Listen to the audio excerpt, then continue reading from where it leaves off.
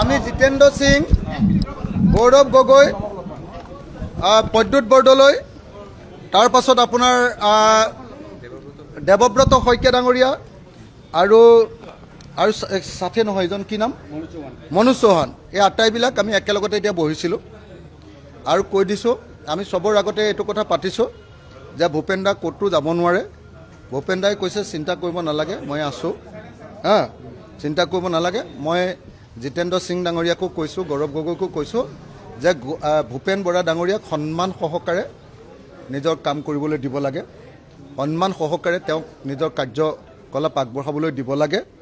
আৰু মই এইটোও কৈ থৈ আহিছোঁ যে ভূপেন বৰা ডাঙৰীয়াই যদি আমাক ৰাইজৰ দলক 5খন চিটো খেলিবলৈ কৈ তেতিয়াহ'লে আমি সেইটোও মানি ল'ম, কাৰণ ভূপেন বৰা ডাঙৰীয়া একদম মানে আপোনাৰ এক্সপিৰিয়েঞ্চ মানুহ হয়, কোনটো সমষ্টিত ক'ত কোনে খেলিব লাগে সেইটো জানে। আৰু লগতে মই এইটোও কৈ আহিছোঁ যদি আপোনালোকে আৰু কংগ্ৰেছত ৰাখিব নোৱাৰে ভূপেন বৰা, তেতিয়াহ'লে আমি গোটেই অপজিশ্যন পাৰ্টিবিলাকৰ তেওঁক লিডাৰ বনাই দিম, তেওঁক কোঅৰ্ডিনেটৰ বনাই দিম আৰু আমাৰ হৈ তেখেতেহে আপোনালোকৰ লগত আলোচনালৈ আহিব বুলি কৈছোঁ।